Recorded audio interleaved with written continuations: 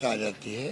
मैं भी उनका समर्थन करता हूं कि बहुत ही जो हालात हैं देश के अंदर और देश के इतिहास में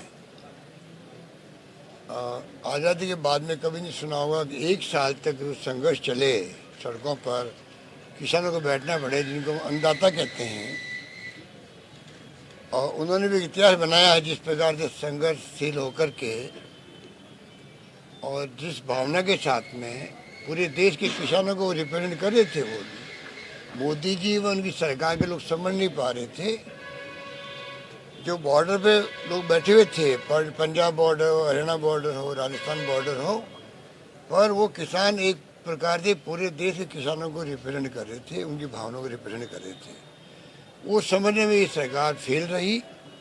इसी कारण से 1 साल गुजर गया और ये संघर्ष चलता रहा, सैकड़ों किसान मारे गए। राहुल गांधी जी को, विपक्षी पार्टियों को राष्ट्रपति से मिलना पड़ा हो, चाहे लगातार संघर्ष में साथ देना पड़ा हो।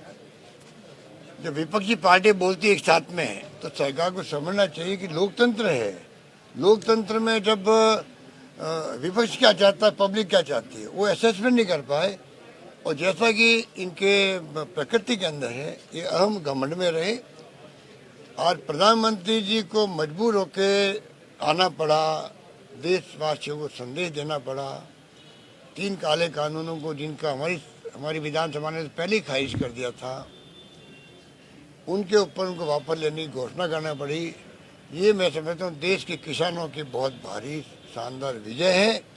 मैं अपनी ओर से, प्रदेशवासियों की ओर से किसानों को बहुत बहुत बधाई देता हूँ।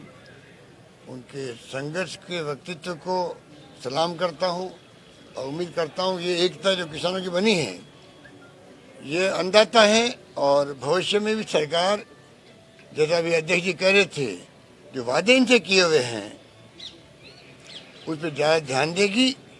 कब इनकी इनकम दुगनी होगी, वादा तो वो था, और 3 काले कानून लेके आ गए जो उनको बर्बाद करने वाले थे। और ये आभास हमें कल रात को मिल गया था, जब यूपी के अंदर अगर मान लो प्रधानमंत्री 3 दिन जाके डेरा डाले, आज से ही चुनाव जीतने के लिए प्रधानमंत्री खुद जाए, और उनके जो राष्ट्रीय अध्यक्ष जेपी नड्डा जी, पूर्व मुख्यमंत्री राजनाथ सिंह जी और केंद्र के गृह मंत्री अमित शाह जी, 3 लोगों को वहाँ पर जो जिम्मेवारी सौंपी गई है संभाग वाइज बूथ मैनेजमेंट की, उससे अंदाज लगा लीजिए कि ये आज का फैसला भी यूपी चुनाव को देख के हो रहा है। उनको मालूम है कि अगर यूपी में चुनाव हार गए तो फिर 24 के अंदर इनको सपने आएंगे कामयाब होने के अंदर। ये एहसास इनको है भली भांति। ये तो पूरी ताकत झोंक रहे हैं, जैसे वेस्ट बंगाल में झोंकी थी वैसे झोंक रहे हैं। और पता नहीं वेस्ट बंगाल की तरह झटका लग गया इनको। मैं समझता हूँ उसी भय के कारण से ये सब कुछ कल जो फैसले किए इन्होंने बूथ वाइज मैनेजमेंट की जिम्मेदारी केंद्रीय गृह मंत्री को, बीजेपी के राष्ट्रीय अध्यक्ष को और पूर्व मुख्यमंत्री रक्षा मंत्री राजनाथ सिंह जी को मिले और डेरा डाले प्रधानमंत्री खुद। उसे अंदाज कर लीजिए कि कितनी घबराहट इनके अंदर है। वो घबराहट का परिणाम है कि इनको आज ये फैसला करना पड़ा है। जैसे इन्होंने 5 रुपये 10 रुपये कम किए थे पेट्रोल डीजल के अंदर, वो भी जब इन्होंने देखा कि जेपी नड्डा जी का खुद का राज्य है हिमाचल प्रदेश, 4 सीटें वहाँ पर, लोकसभा की 1 सीट, 3 सीट विधानसभा की, सफाया हो गया। राजस्थान में इनकी जमानत जब्त हो गई और 3 14 नंबर पे रहे लोग, इनके उम्मीदवार दोनों बाई इलेक्शन में। एक साथ में इनको घोषणा करनी पड़ी 5 रुपये 10 रुपये कम करने की, वो बहुत कम है। आज ये मांग करते हैं, महंगाई की मार बहुत भारी है देश के अंदर, बहुत भारी है। बेरोजगारी बहुत भयंकर बढ़ती जा रही है। नौजवानों में आक्रोश है क्योंकि 3/4 आबादी नौजवानों की है। जिस प्रकार राजस्थान सरकार नौकरियों का रास्ता खोल चुकी है, लगभग 1 लाख नौकरियां दे चुकी है और 70,000 नौकरियों का कार्य चल रहा है, प्रोसेस चल रहा है। उसी प्रकार से भारत सरकार को आगे आना चाहिए, मेरा मानना है। महंगाई की मार बहुत भयंकर, इनको 10 रुपये 15 रुपये और कम करने चाहिए। ये कम करेंगे तो हमारे 3,500 करोड़ रुपये और कम होंगे हमारे, वो में मंजूर है। पब्लिक इंटरेस्ट में महंगाई कम हो, ये बहुत बड़ा मुद्दा है। मैं मोदी जी को कहना चाहूँगा कि आप इस बात को समझो और समय रहते हुए अभी और आप फैसला करो, ये बात हमें कहनी। सर कोविड को कह रहे हैं जब तक लिखित में नहीं आएगा कुछ भी करते हम हटने वाले नहीं हैं।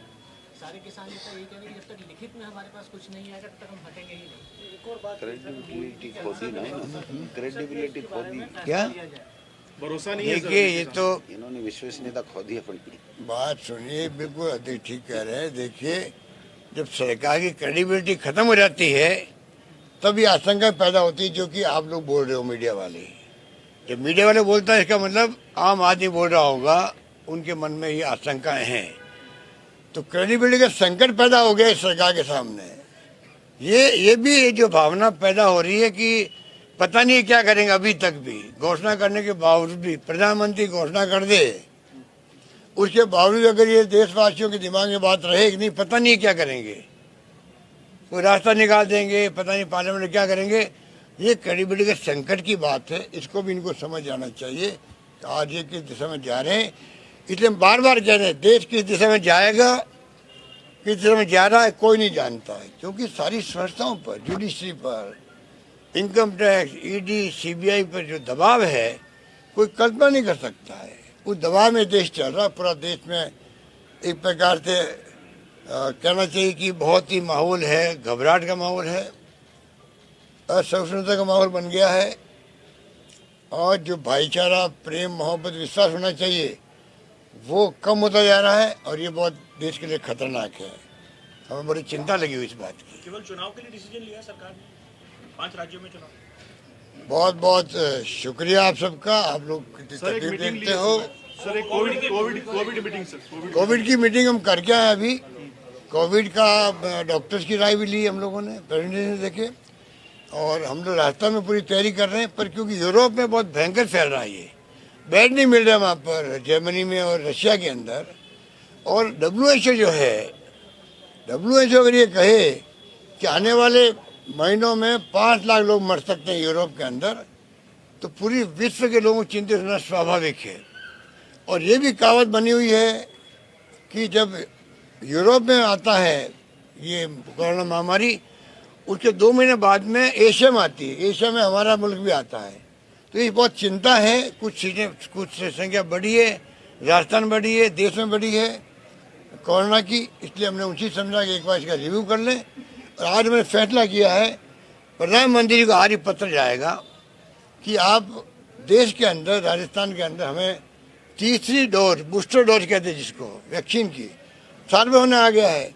तो साल भर के बाद में 30 मुल्कों में तीसरी डोज लगने लग गई है, तीसरी डोज बूस्टर डोज के रूप में।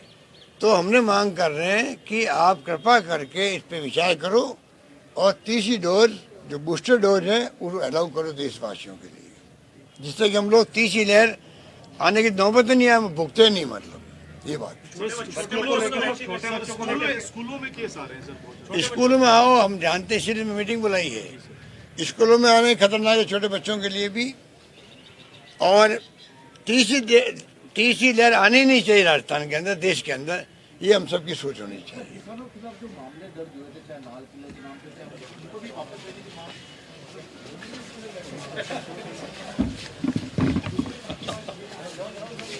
रेड कर दिया।